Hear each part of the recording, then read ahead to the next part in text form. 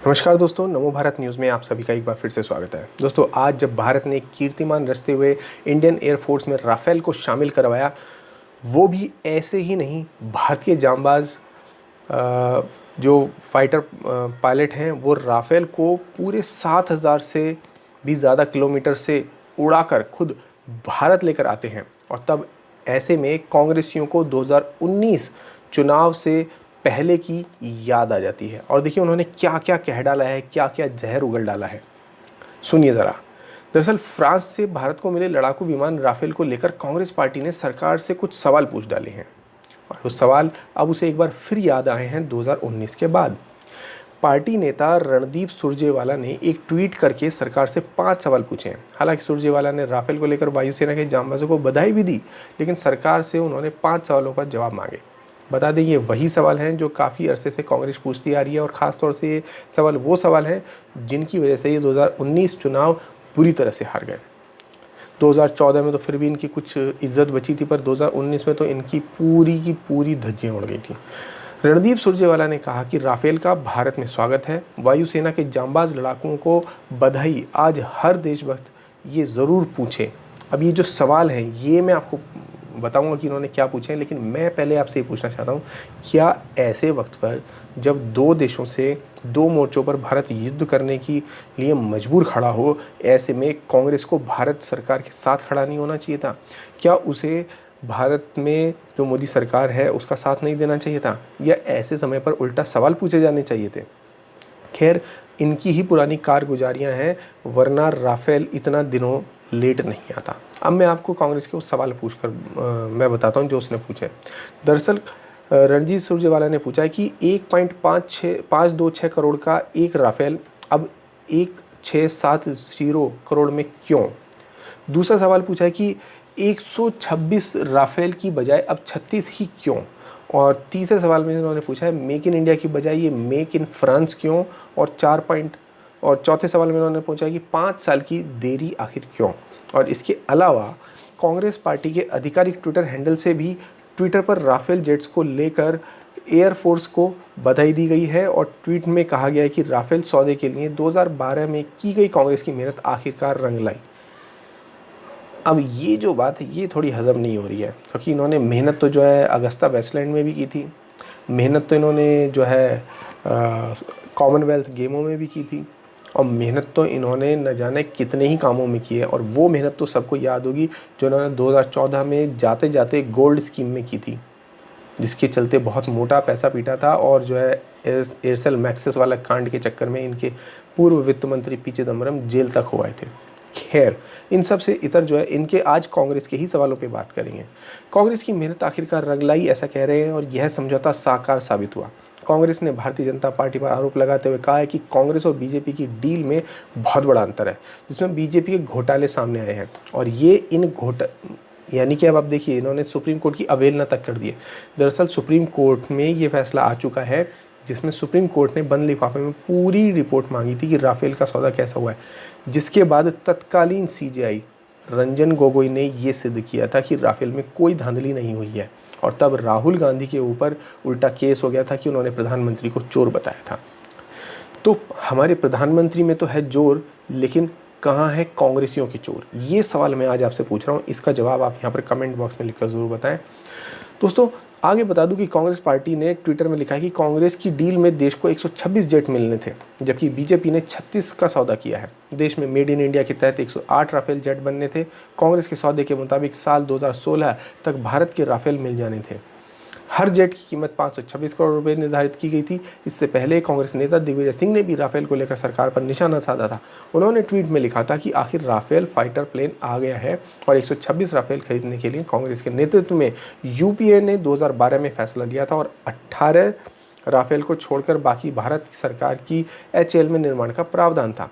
यह भारत में आत्मनिर्भर होने का प्रमाण था। एक राफेल की कीमत 746 करोड़ रुपए तय की गई थी, और दिग्विजय सिंह ने कहा कि मोदी सरकार आने के बाद फ्रांस के साथ मोदी जी ने बिना रक्षा व वित्त मंत्रालय व कैबिनेट कमेटी की मंजूरी के नया समझौता कर लिया, और एचएएल का हक मारकर निजी कंपनी को देने का समझौता कर लिया। राष्ट्रीय सुरक्षा की अनदेखी कर 126 राफेल खरीदने के बजाय केवल 36 राफेल खरीदने का निर्णय ले लिया। अब इन सब बातों का सीधा साधा जवाब ये बताएं कि चीन से जो राजीव गांधी जो फाउंडेशन जो तुम्हारी संस्था है उसमें जो इतने करोड़ों रुपए जो आए, आखिर वो सब क्या था? क्या ये पैसा इसलिए नहीं दिया गया था कि कांग्रेस जो है वो घटिया क्वालिटी के राफेल विमान खरीदे?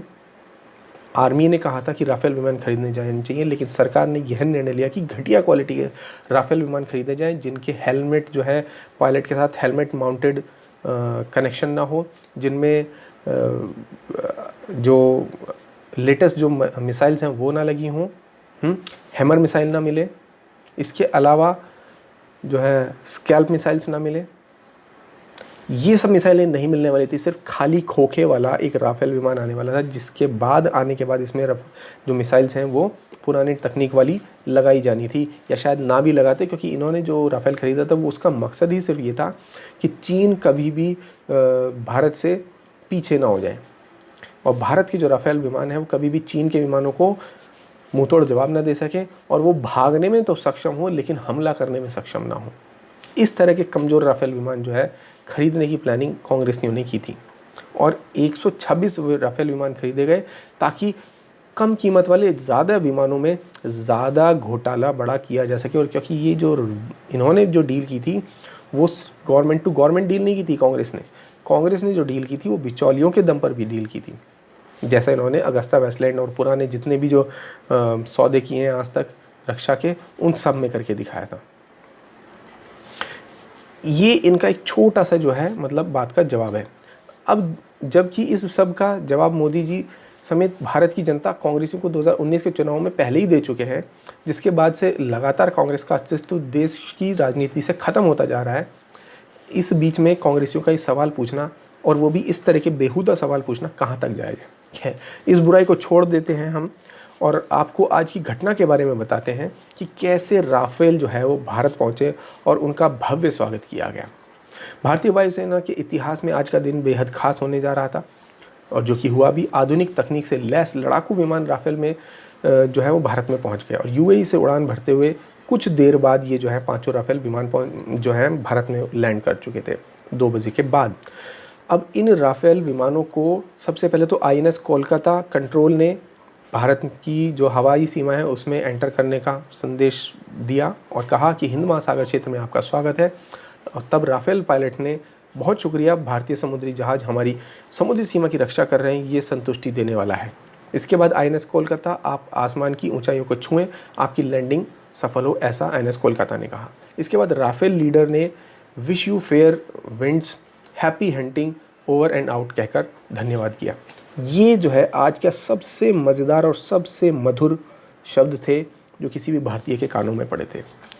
अब इसके बाद मैं आपको बताता हूँ कि राफेल जो अब लिए गए हैं उनकी क्या विशेषता है जिसके चलते ये इतने डिले हुए, इनका जो सौदा था इतना महंगा हो गया।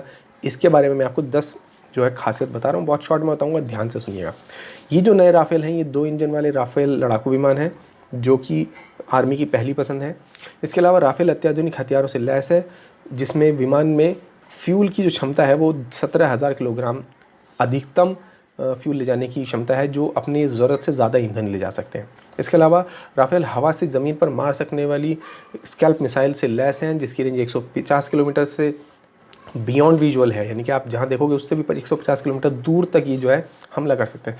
जबकि स्कैल्प मिसाइल जो है वो उसकी रेंज 300 किलोमीटर है। और आपको बता दें कि हथियारों के स्टोरेज के लिए 6 महीने की गारंटी मिली है जो कि कांग्रेसियों के डील में कहीं भी नहीं थी।